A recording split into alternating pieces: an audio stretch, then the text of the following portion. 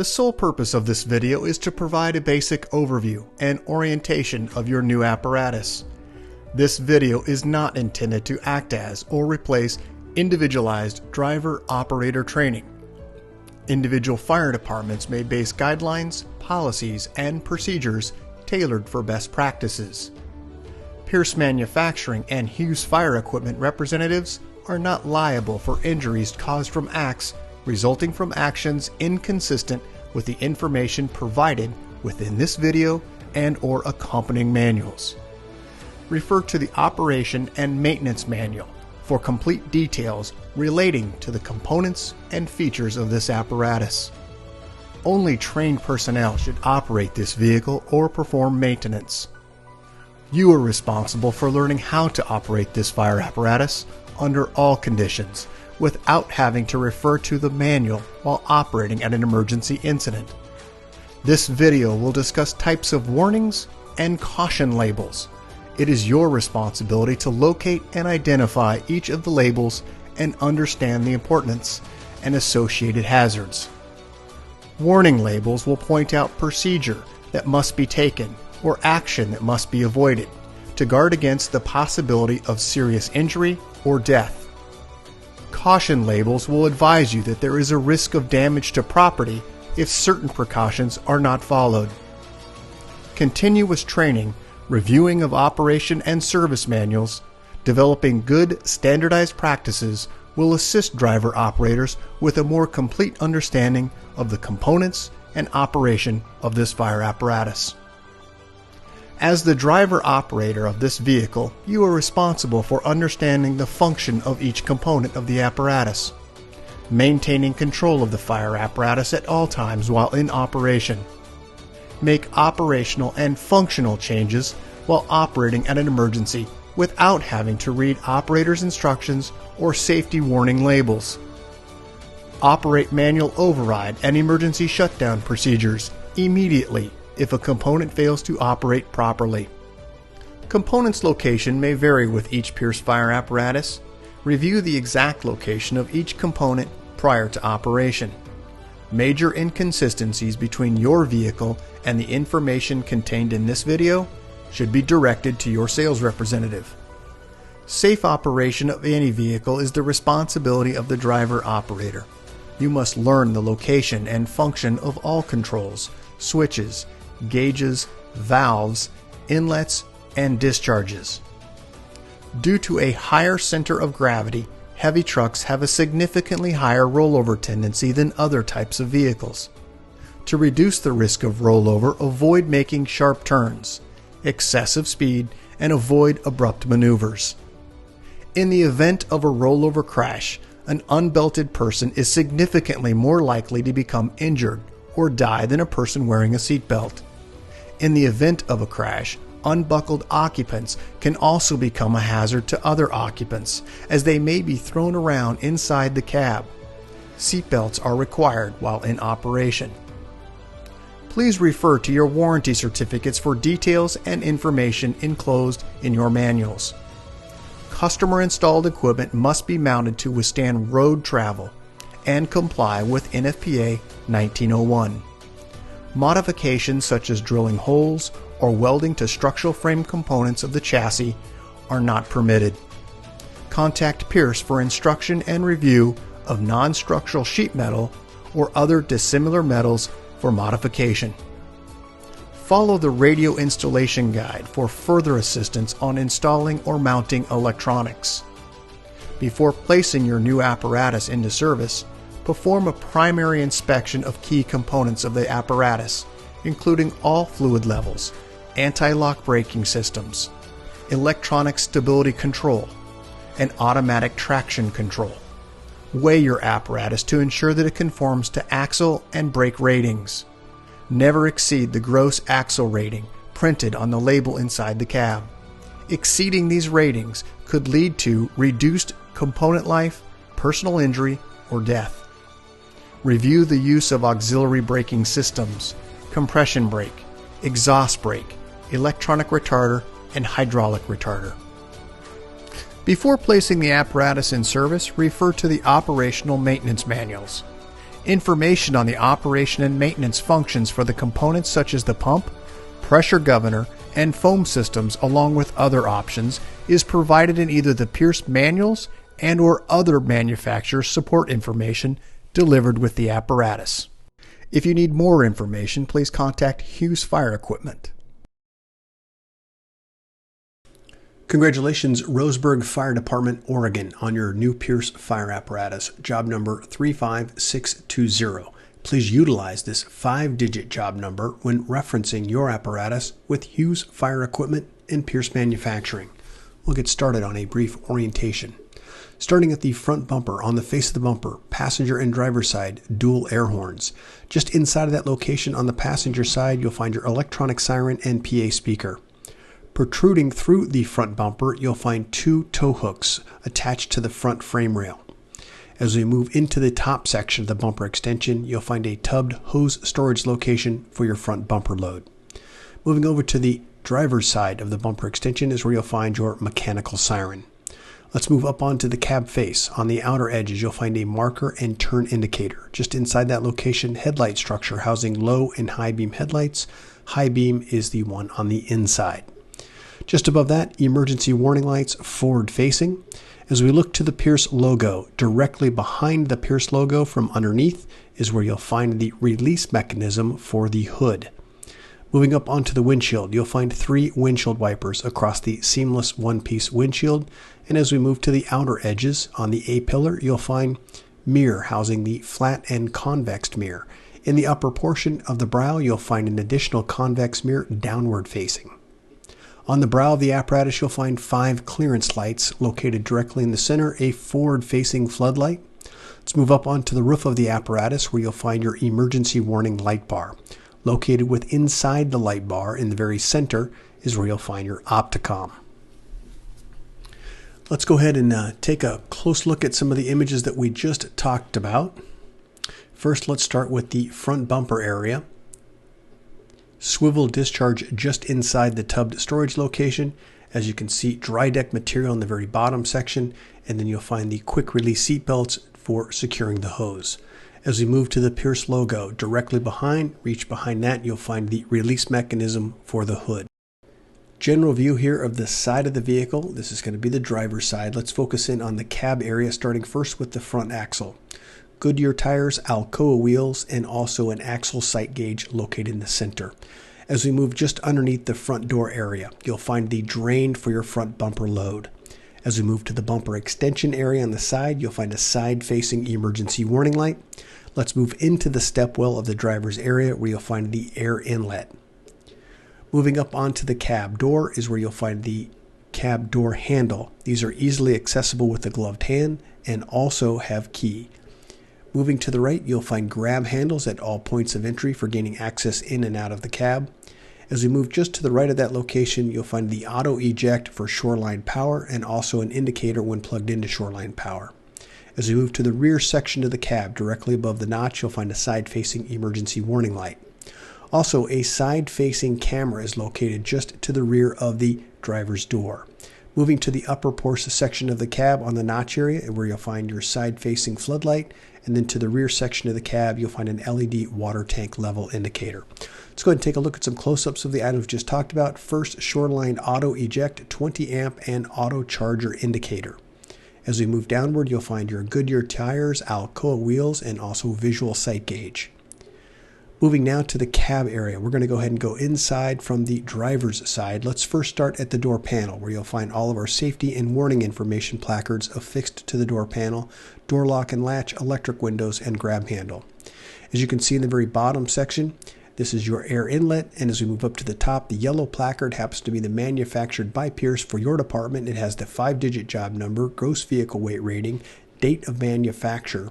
It also has cold tire inflation, the VIN number, all of the fluid capacities for each component, fluid capacity, and fluid type. As we move to the floorboard, there are 2 foot pedals, air horn and mechanical siren. Moving up to about the left knee of the operator, you'll find the tech module, engine, transmission, ABS diagnostic port, and display port. Moving down, you'll find two switches, ABS diagnostics and engine diagnostics, and at the very bottom, you'll find your region information, region inhibit, and also DPF region switch. Let's move to the dash area, where you'll find on the left-hand side your hazard lights, start and ignition switch. Just inside of that, the headlight switch, a switch labeled EM, which stands for Emergency Master. It will engage and disengage all emergency lights. Panel switch allows you to brighten or dim lights within preview of the operator. To the right, the high idle indicator and OK to engage the high idle. To the left, you'll find the transmission oil, DEF level, and water temp. On the right, you'll find volts, fuel, front and rear air. In the center, speedometer and tachometer. You'll also find engine diagnostic information will display above and below the speedometer. Let's move just to the right of the operator's space. We'll focus in on a few things. On the very far left, you'll find your command zone screen. Tremendous amount of information right here at your fingertips. Just to the left, you'll find the yellow diamond, pull to apply your system parking brake, and push to release. Also, Allison transmission pad, digital readout, push button with an indication note to pump in neutral. As we move to the right, you'll find a set of switches. First, siren brake. This is for your mechanical siren, electronic siren, load manager. Also some rocker switches for your engine brake. This is going to be on and off, and then also a setting switch for low, medium, and high, and mirror heat. Moving to the right, you'll find mirror controls for that front left and right mirror and convex mirror. As we move down, you'll find the indicator for stationary OK to pump and roll, the switch for water pump, and your foam system pump. Let's move just to the right, where you'll find an audible speaker. On the face of that speaker is volume control. This is for your backup camera system. As we move to the very center area, you'll find climate control, heat, defrost, and air conditioning.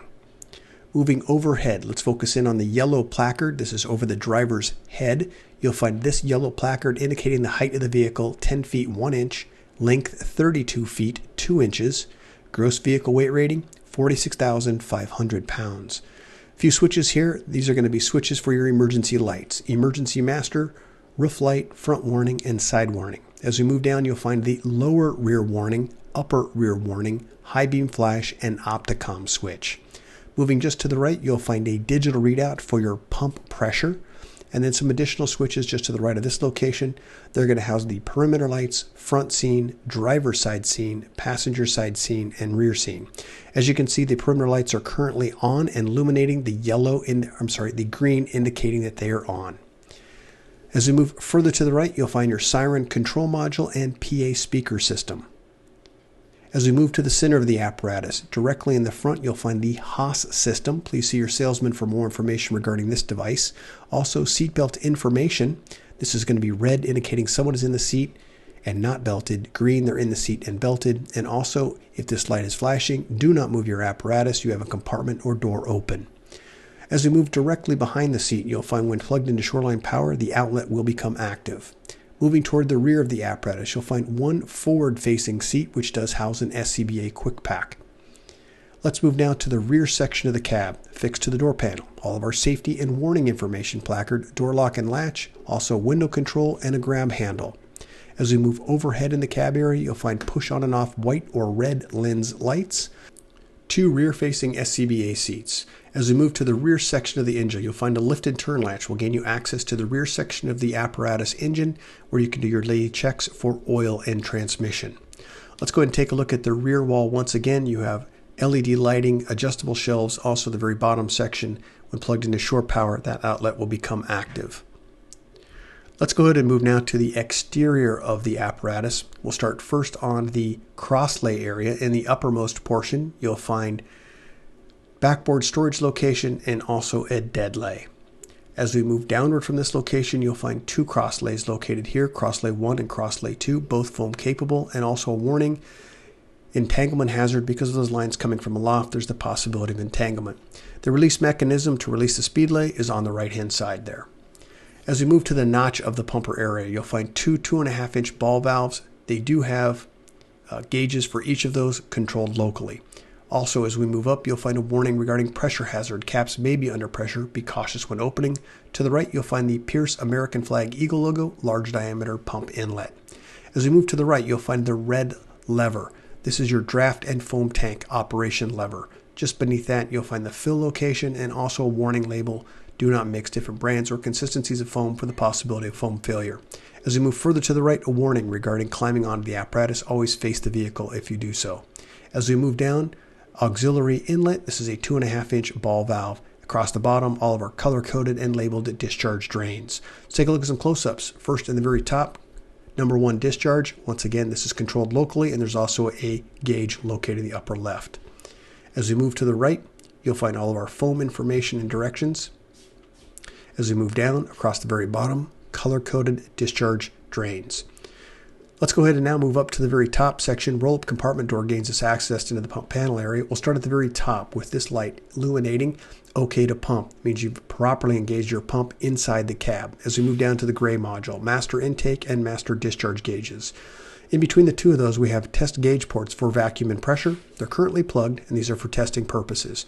As we move to the right, you'll find the Pcm Fault. There's a visual indicator and then also an audible alarm underneath that. The outer edge of that bezel on that audible alarm does rotate, allowing it to dampen the sound. As we move downward, you'll find all of your color-coded and labeled discharge drains. The red tag indicating that it is foam capable. As we move to the right, you have your intake relief valve. Directions are on the placard for its use. As we move to the right, your Pierce pressure throttle governor and also water tank level indicator. Fire pump primer is a push to prime air. Instructions at least 1,000 RPMs for best practices. There are 2 electric valves located here. We have the number 2 passenger side and also the large diameter passenger side discharge. To the right, deluge discharge and then also a real blowdown. To the right, 2 modules. First, foam level A. This is the foam level tank indicator. And then just to the right, you'll find your Husky foam system control module. Moving just to the right, you'll find the passenger rear discharge. That is a 2.5-inch discharge. And as we move to the left, you'll find the tank fill and then also your tank to pump.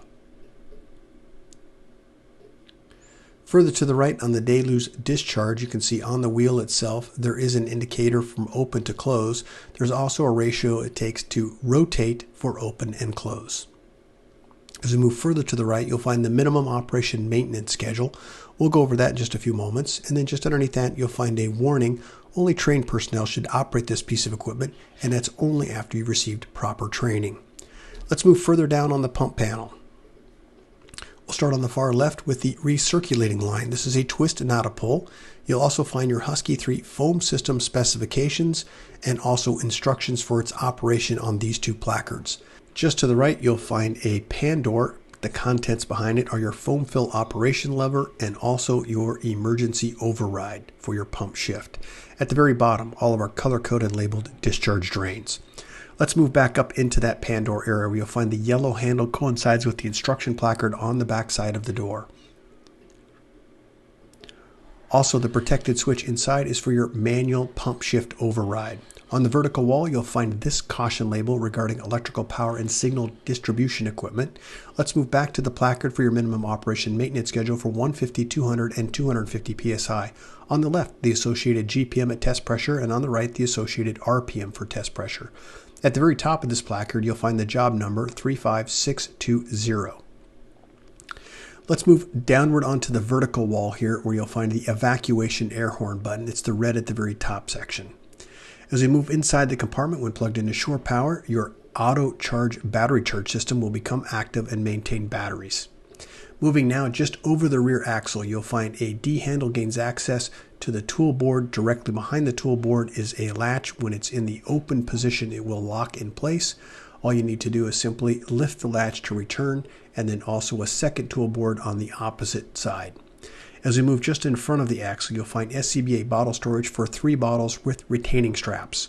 As we look to the rear axle, you'll find Goodyear tires and Alcoa wheels.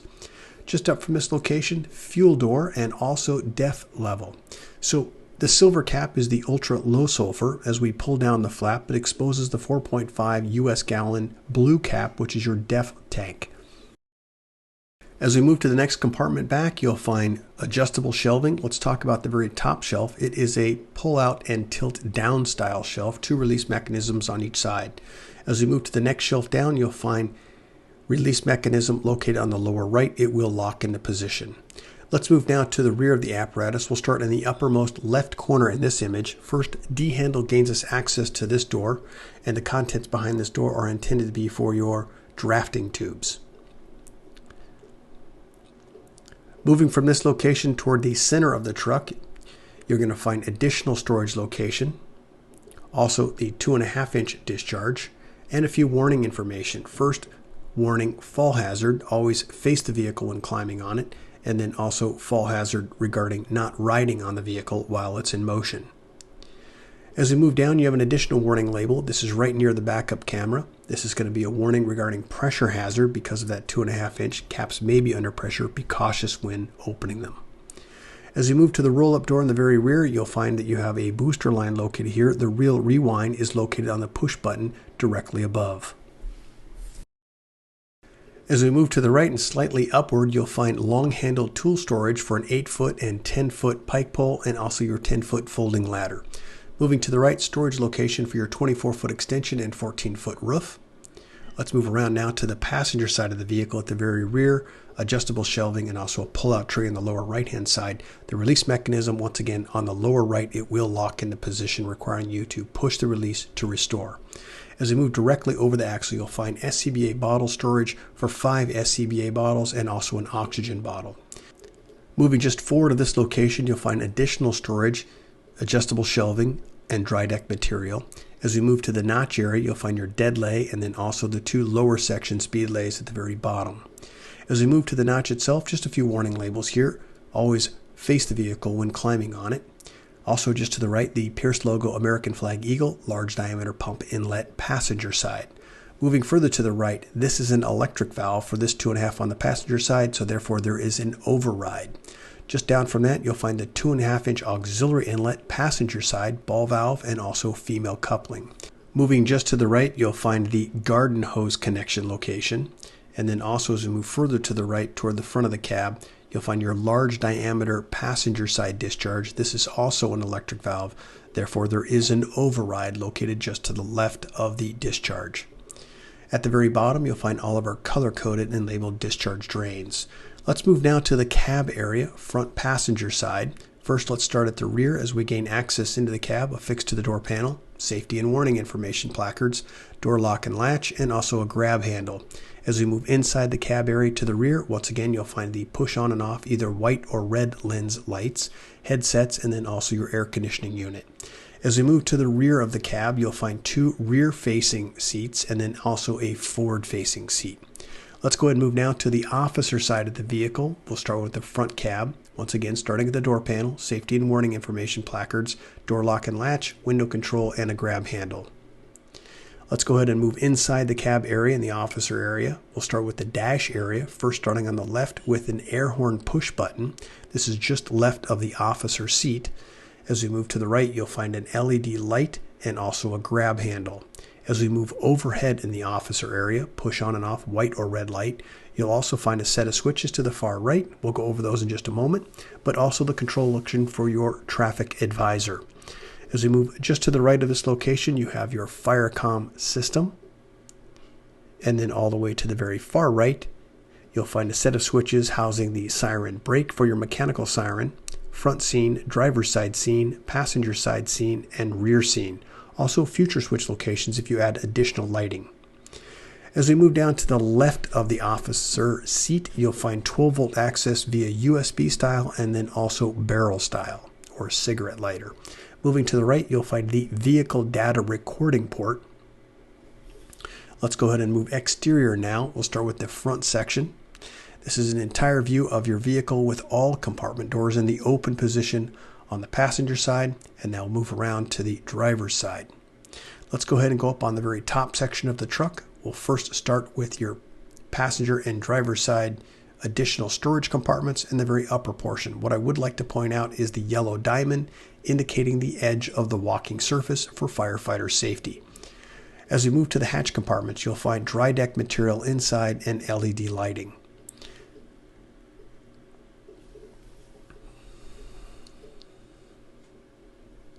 As we move now to the dunnage area and also your hose bed, you do have access points here in the hose bed for your water top fill location on the left-hand side. and on the right top fill location for the foam tank level A. Also on the foam tank, I would like to point out a warning label regarding do not mix different brands or consistencies of foam for the possibility of foam failure. Close-up of the water fill location from the top side, and then also the foam tank level A fill. Let's go ahead and take a look toward the front section of the apparatus into the dunnage area. We'll start first on the left. The arrow is indicating the Husky 3 foam system. There is a fill location for hydraulic oil in the upper portion at the very top. As we move to the exhaust, extremely hot diesel exhaust temperatures do exist. Be cautious during regen operations. Also, you'll find your master stream device located in the top with top control on and off shutoff. As we move to the cab, this is a non-walking surface, and that's why we have these two labels here indicating warning, not a walking surface. General view here with your hose bed in the open position. And then now closed, you can see the yellow diamonds around the outer edge indicating the safe walking area. Quick video of your apparatus at the Pierce location. Emergency lights active. Congratulations, Roseburg Fire Department, on your new Pierce Fire apparatus, job number 35620. If you have any questions regarding your apparatus, please contact your Hughes Fire sales representative. Thank you and congratulations.